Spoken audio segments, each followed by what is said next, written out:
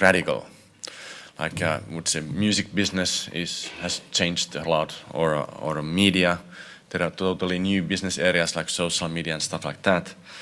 And perhaps retail is in the process of going through a major change. The guess is funding agency for innovations, and our mission is to fund companies and even research to create these changes in the businesses. Typically, the changes happen through the startups, which are more likely to disrupt the industries rather than the existing companies who are in the business, whose main goal is obviously to maintain their businesses. That's why we are hugely focusing on startup companies. But we also funding medium-sized companies, large companies, and even research, as I mentioned earlier. TechES is a public organization getting all our funds from the state budget and trying to improve the competitiveness of Finnish industries.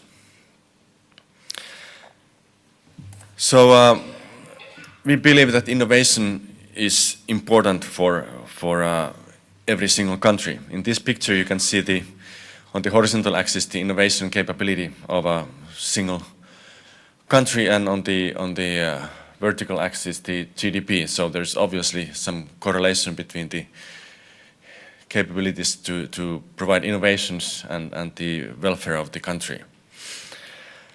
So it's quite obvious that the innovation activities is a key activity to create the growth and enabling also other welfare activities. Perhaps in the past it was more like resources and other stuff that was the key for the welfare of different countries, but I would say today we are living in a world where the innovation is the driver for the well-being. And then what about the digitalization, how it's going to change this picture? If you look in the past, like 20, 40 years back, the picture was totally different, and obviously the digitalization will change how innovations are made and what kind of activities you need to do to be successful in that area.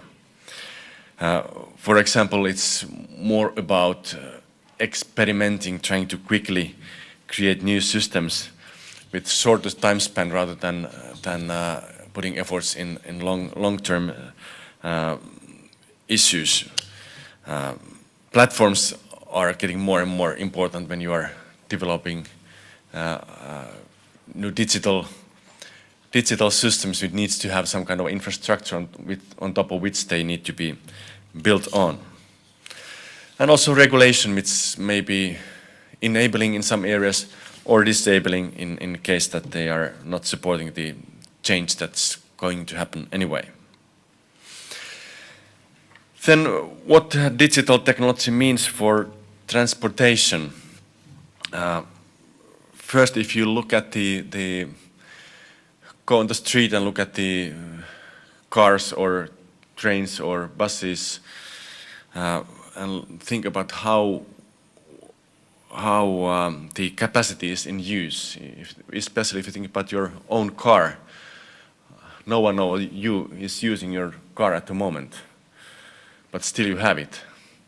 And if you think about the manufacturing industries, for example, what is one of the key issues they are doing is to increase the capacity usage to make it as high as possible to be efficient in the investments.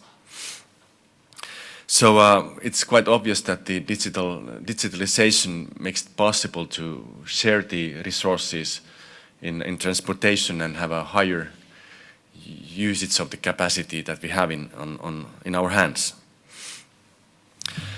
Or the other, if you think about the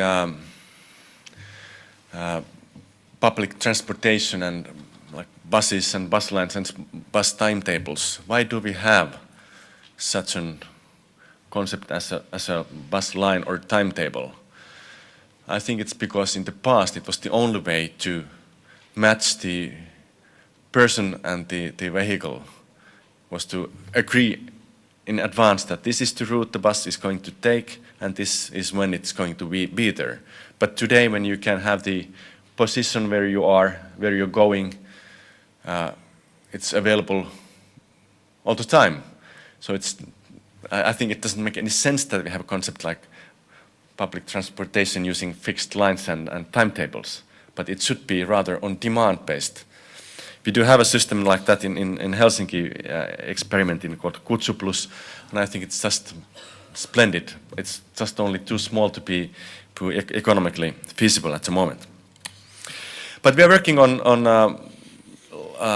a concept called mobility as a service, where we are trying to find mobility operators who could provide the mobility as a service for the user,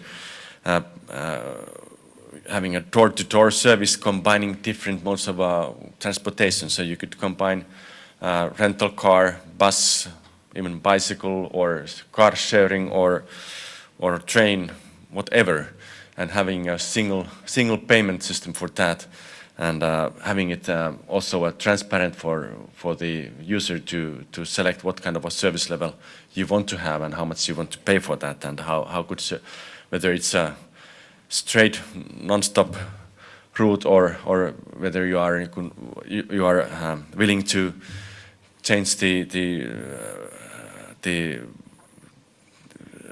bus to car in the middle or something like that, and paying depending on what kind of a service you are expecting to receive.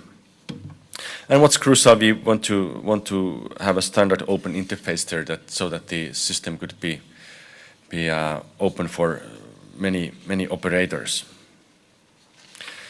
So at the moment we are working on the system, and in the first place you think that there's only a few players, but once you start thinking, it's combining a huge amount of different kind of players. And what's kind of paradoxal there is that if you want to remove the customer from the driver's seat, we need to put them on the driver's seat in this process. So that's how we see that it should be thought and developed in a way that the customer receives value. Well, what's then preventing the change? I think it's, in many cases, there's a huge amount of different regulation which is preventing this to happen. They are typically local, different from country to country. I can tell you about the Finnish system. There's obviously, for example, different permitting system. It's not, if you need to or want to have a taxi, you need to have a taxi permit. Buses may stop only on bus stops. They are not allowed to drop or pick up passengers anywhere else. If you want to provide a door-to-door service, that's in a case not allowed in that system. You are not allowed to mix person and goods transportation, which again, if you think about the retail and online shopping, it would make sense that once the taxi picks up you, it could pick up also some goods that needs to be delivered to a door of a customer of a web shop. Also, the public procurement is in silos and typically kind of only procuring parts of the system rather than providing the users a door-to-door service.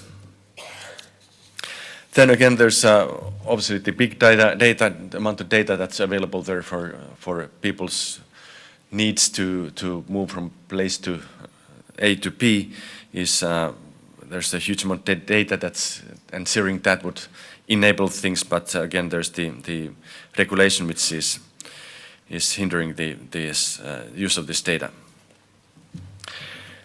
Basically, the data also could be a key to, for example, to simulate this kind of a totally different transportation system, if that would be available for the operators to analyze people's movement around and their needs and how the system could be developed. We are happy that in Finland we have the Ministry of Transport and Communication is involved in this process, and we are now having starting piloting piloting activities in various places in Finland to test this kind of operator system where different transportation modes could be combined. Thank you.